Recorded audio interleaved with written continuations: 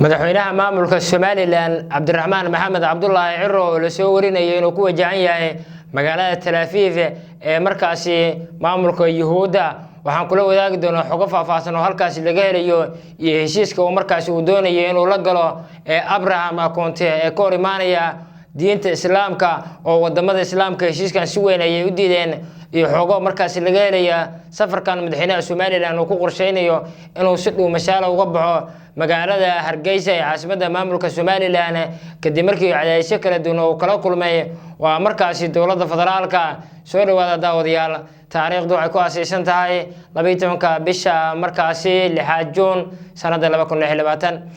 haddii aynu ku bilaawno madaxweynaha maamulka Somaliland Cabdiraxmaan Maxamed Cabdullaahi Ciro ayaa xilligan waxa la soo warinayaa inuu markaasi ku wajahan yahay magaalada Tel Aviv ee markaasi wadanka Israa'iil maamulka Yuhuudda oo 26 December maamulka Somaliland ee gobolada waqooyi qaybta ka Soomaaliya aqoonsi beenaad siiyay ayaa waxay sheegeen inuu markaasi halkaasi u tagayo safaarad la sheegeen daanta galbeed ee Qudus ay ka furanayso maamulka Somaliland tani markaasi waxa ka dambeeyay heshiiskii 26 December ay ku wada galeen magaalada Hargeysa qadka telefoonka Benjamin Netanyahu ra'iisul wasaaraha dalka Israa'iil iyo sidoo kale madaxweynaha maamulka Somaliland Cabdiraxmaan Cabdullaahi Ciro waa markaasi waxa soo baxay xogo faahfaahsan ama arrimo kala duwan oo la xiriira heshiiskaasi dowladda federaalka Soomaaliya iyo dowladda caalamiga ayaa ka hor yimid heshiiska maamulka Somaliland oo ka helay waa maamulka taagta yar ee Benjamin Netanyahu hogaamiya ee dagaal kula jira waa markaasi dalka Falastiin iyo sidoo kale dowladda dalka Iran tani markaasi waxa ka dambeeyay Israa'iil ayaa doonaysay inay saldhig berbera ka furato hase ahaatee waxa arintaasi si weyn u diiday dowladda federaalka iyadoo markaasi sidoo kale dowladda federaalka Soomaaliya ay ceerisay waa markaasi dowladda isutaga Imaaraadka Carabta taasi oo heshiis weyn ka lahayd in markaasi la kala dilo gobolada waqooyi sabab waa markaasi qaybta ka Soomaaliya iyo waa markaasi dowladda federaalka ee Soomaaliya madaxweynaha maamulka waqooyiga waa markaasi madaxweynaha maamulka Somaliland Cabdiraxmaan Maxamed Cabdullaahi Ciro ayaana waxa la sheegay inuu ku wajahan yahay magaalada Tel Aviv ee caasimadda maamulka Israa'iil ee markaasi Israa'iil xog ay markaasi warbaahinta Israa'iil ka soo baxday ayaa sheegtay in madaxweynaha maamulka Somaliland Cabdiraxmaan Maxamed Cabdullaahi Ciro uu toddobaadkan booqasho rasmi ah ku tagi doono Israa'iil halkaasi oo la sheegay inuu markaasi ka qayb gali doono munaasabad la xiriirta xuska dhibanayaasha Yuhuudda oo markaasi lagu laayay xasuuqii waa markaasi naasiyiinta Jarmalka intii loo guda jiray dagaalkii labaad ee adduunka warbaahinta ayaa waxay baahisay in markaasi booqashadan la sheegay ay sidoo kale ku jirto kulamo ula yeelan doono ra'iisul wasaaraha Israa'iil Benjamin Netanyahu iyo madax kale oo ka tirsan dowladda Israa'iil wararku waxay taasi ku darayaan in Somaliland ay qorsheynayso helitaanka xafiis diblomaasiyadeed ama safaarada magaalada Jerusalem inkastoo aan weli si rasmi ah loo shaacin faahfaahinta intaasi ama heshiiska rasmiga ee labada dhinac sidoo kale waxa la isla dhaxmarayaa in madaxweyne Ciro uu ka qayb gali doono wadahadallo la xiriira siyaasadda loo yaqaano Abraham Accord kuwaas oo loogu talagalay in lagu xoojiyo xiriirka diblomaasiyadeed midka ganacsi iyo iskaashiga amni ee ka dhaxeeya Israa'iil iyo dalalka gobolka hase yeeshee ilaa iyo hadda ma jirto war rasmi ah oo ka soo baxay maamulka Somaliland oo ay markaasi uga hadlayaan oo si buuxda u xaqiijinaya dhammaan qaadashada markaasi ama qodobada la sheegay booqashadan haddii ay dhacdo waxay noqon doontaa mid si weyn indhaha loogu hayo maadaama ay saameyn ku yeelan karto xiriirka Somaliland ay la leedahay wadamada gobolka iyo dadaalada markaasi ugu jirto aqoonsi caalamiya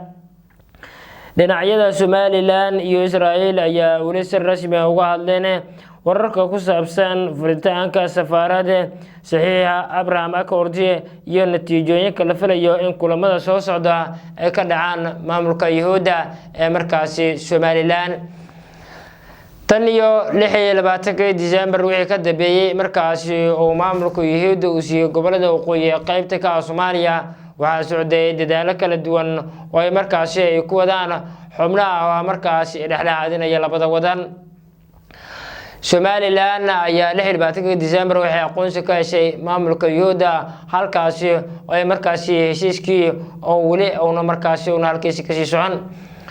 dhinaca kale hadii aynu eegno ciidamada dawladda maamulka Jubbaland ayaa howlgallo waxay ka wadaan deegaanada waqooyiga magaalada Kismaayo halkaasi oo ay markaasi doonayaan inay ka saaraan xubno ka tirsan kooxda Al-Shabaab.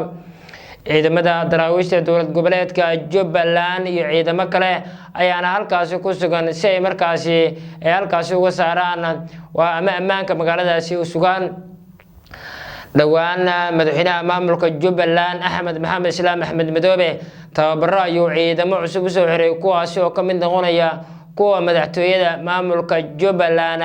hase ahaatee maanta ilaa shalay howlgallo ayaa ka soconayay magaalada Kismaayo duleedkeeda iyo deegaanada markaasi ka tirsan maamulka Jubbaland kuwaasi oo looga hortagayo xubno ka tirsan kooxda Al-Shabaab oo markaasi ka tirsan ama markaasi ku sugan gobolka waa markaasi Jubbada Dhexe dowlad goboleedka Jubbaland ayaa wada dhaqdhaqaaqyadii ugu dambeeyay markaasi ku doonayso inay kooxda Al-Shabaab kaga saarto deegaanada ay markaasi kaga harsan yihiin gobolada dalka gaar ahaan maamulka Jubbaland. madaxweynaha maamulka Jubbaland Axmed Maxamed Islaam Axmed Madoobe oo isagu ku sugan magaalada Kismaayo ee xarunta maamulkaasi ayaa waxa uu sheegay in markaasi howlgallo lagu soo afjarayo xubnaha ka tirsan kooxda Al-Shabaab laga wado oo markaasi qaybo ka tirsan maamulka Jubbaland. ugu dambeyntiina madaxweynaha Ayraade waa markaasi taliyaha hay'adda nabad sugidda iyo sirdoonka qaranka NISA ayaa waan wuxuu ka wadaa magaalada caasimadda Muqdisho taasi oo u dhacaysa xubnaha siyaasiyiinta mucaaradka iyo dowladda federaalka ee markaasi Soomaaliya. waxa uu la kulmay madaxweynaha hore ee dalka Maxamed Cabdullaahi Farmaajo waxa uu kala hadlay sidii xaaladda loo dejin lahaa oo markaasi miiska wadahadalka la isku imaan lahaa. waxaana Farmaajo uu dhankiisa ka codsaday in mar kale uu fariin u dirayo madaxweynaha Soomaaliya Xasan Sheekh Maxamuud taasi oo ku aadan inay mar kale wada kulmaan si looga hadlo xaaladda siyaasadeed ee wadanka. Maxamed Cabdullaahi Farmaajo ayaa baaq u diray madaxweynaha Soomaaliya Xasan Sheekh Maxamuud oo ku aadan in markaasi wadahadal la isugu yimaado miiska wadahadalka ee markaasi maamulka Ayraade waa markaasi si looga heshiiyo xaaladda siyaasadeed ee dalka.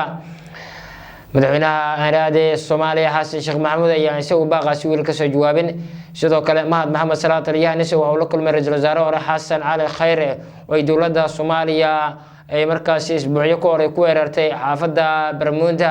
degmada Howlwadaag ee gobolka Banaadir halkaasi oo khasaare xooggan uu kala kulmay waa dowladda federaalka Soomaaliya iyadoo sheegtay in hub badan ay soo markaasi bandhigtay oo laga fartay xubnaha siyaasiyiinta mucaaradka.